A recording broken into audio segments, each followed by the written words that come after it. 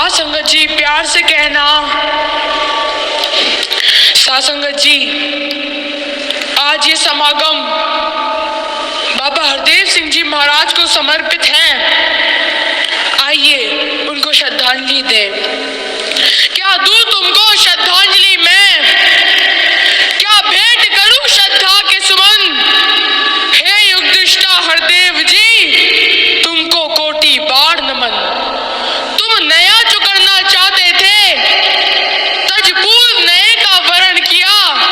हरदेव का चोला छोड़ दिया, माँ सविंदर का चोला पहन लिया। माँ सविंदर के साए में फल फूल रहा है ये उपवन।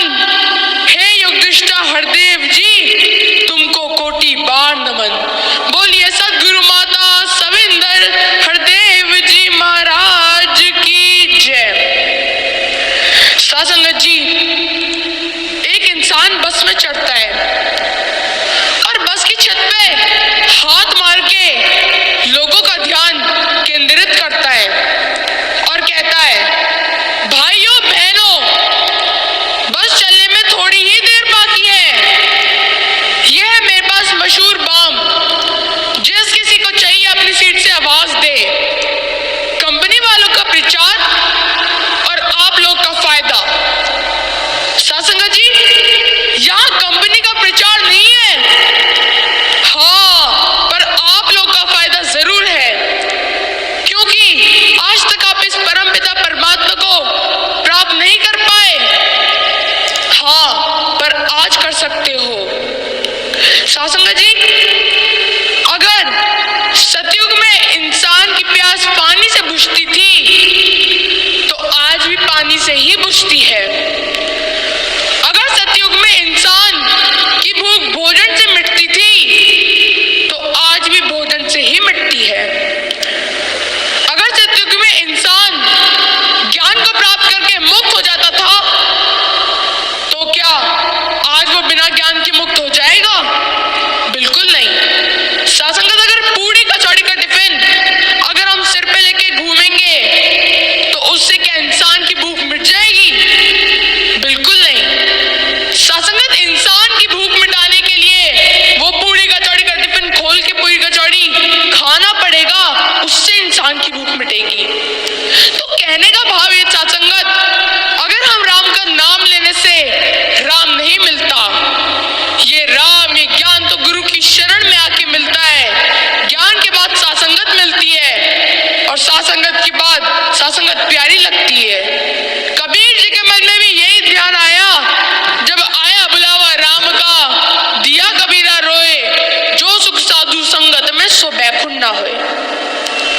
सासंगत जी आज इंसान के पास सब कुछ है, टीवी सेट है, रेडियो सेट है, ज्वेलरी सेट है, टी सेट है, सोफा सेट है, डिनर सेट है, लेकिन माइंड अपसेट है, क्योंकि आज का इंसान ईश्वर को जानता ही नहीं है।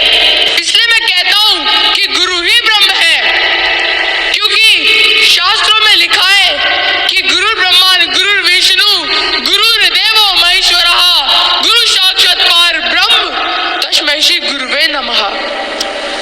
सत्संग एक शायर ने भी कुछ इस तरह कहा कि कहना मेरा मान लो, बात सतगुरु की जान लो, क्योंकि सतगुरु ही ब्रह्म है, तुम इसको पहचान लो।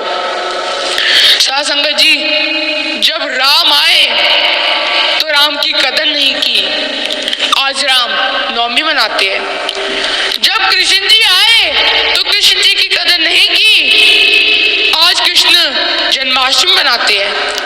आए की तो कदर न करते, आए की तो कदर न करते, मड़ियों पे दीप जलाते हैं, कई अवतार अरे मानव जिद अपनी बनवाते हैं। साथ संगत जी आज सवे का रहबर सदगुरु माता जी आई हुई हैं। दूर से ना देखिए, दूर से ना देखिए, आ जाइए करीब, बन जाएगा जी आपका बिगड़ा हुआ नसीब।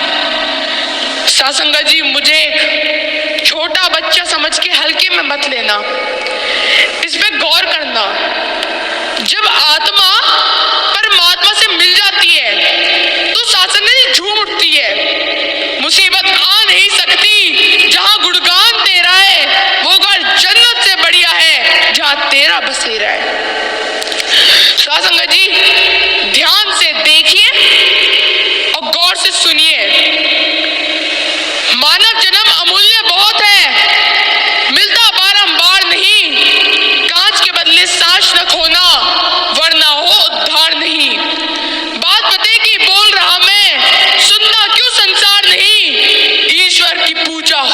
शक्ति, कर मानव से प्यार नहीं। सासंगत जी, ये जीवन बार बार मिलने वाला नहीं है। ये जीवन प्रेम को जानने और प्रेम से रहने के लिए मिला है। इसके अलावा इंसान करता क्या है? पूरे दिन खाता है और यहाँ तक कि रात को भी ठूस ठूस के खा के सोता है, और जब सुबह उठता है तो सबसे पहले पूछता है कि चाय बन गई क्या? अरे भले मानव, तू आदमी है भुखमरा, तू खाने के लिए जीता है और मरता है। ऐसा तो तू अनेकों युगों से करता चला आ रहा है। अब तो अपनी दिशा और दशा को बदल। आ गुरु की शरण में, तुझे नाम धन मिले, कोई चुरा ना सके ऐसा रतन मिले। सासंगत जी, आज दास आपसे एक बात कहना चाहता है कि भक्ति में उम्र की कोई सीमा नहीं होती कि आप 50 से 60 साल के अंदर ही भक्ति कर सकते हैं, या 40 से 50 साल के अंदर ही भक्ति कर सकते हैं, या अगर आप युवा हैं आप तभी भक्ति कर सकते हैं। सासंगत जी, भक्ति बालकपन में भी हो सकती है। इतिहास इस बात का गवाह है। इतिहास के पन्नों को पलटकर देखिए। बालक ध्रुव की कहानी आप सभी ने सुनी होगी। दास आज फिर दोहराएगा। बालक ध्रुव अपने पिताजी के पास जाता है और कहता है, पिताजी मुझे अपनी गोद में बैठा लीजिए। उसकी मौसी कहती है कि अगर महाराज की गोद में बैठना था तो मेरी कोख से जन्म लेना था। तो फिर वो बड़े ही कुंठित मन से अपनी माँ के पास जाता है और कहता है, माँ ये जन्म कौन देता है? वो कहती है, ये जन्म तो भगवान देता है। वो कहता है, ये भगवान कहाँ मिलेगा? वो बोलती है, ये भगवान तो जंगलों में मिलेगा, तो त्याग तपस्या से मिलेगा। वो कहता है, मैं भगवान से मिलूंगा, और चल देता है। तभी एक दूत आता है और कहता है, महाराज ने वापस बुलाया है, गोद में बैठा लेंगे, वापस चलिए। वो सोचता है, अरे मैं तो अभी 10 कदम ही आगे बढ़ा हूं और भगवान की कृपा मुझ पर इतनी, जब मिलूंगा तब क्या होगा?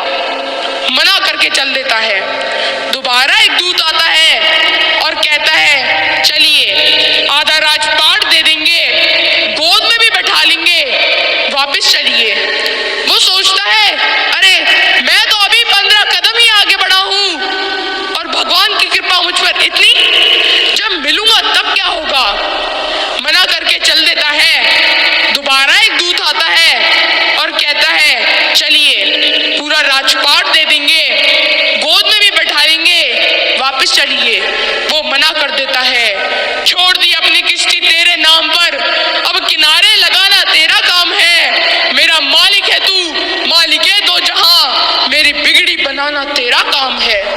सासंगत जी, जो अपने आप को इसके हवाले छोड़ देता है, ये उसकी नैया पार लगा देता है। इतिहास में और भी ऐसे पन्ने हैं। इतिहास के पन्नों को और पलटिए। बालक प्रहलाद की कहानी, होलिका जल गई, प्रहलाद बच गया, भक्ति में वो शक्ति होती है। आज तो हम बड़े खुश नसीब हैं कि इस दातार ने हमें ज्ञान बड़े ही सहज अवस्था में दे दिया है, जबकि इस ज्ञान को पाने के लिए कितने ऋषि मुनियों ने तपस्या करी, फिर भी उनको ये ज्ञान नहीं मिला। तो हमें दातार का शुक्रिया अदा करना चाहिए। और अगर आपको ये ज्ञान पाना है तो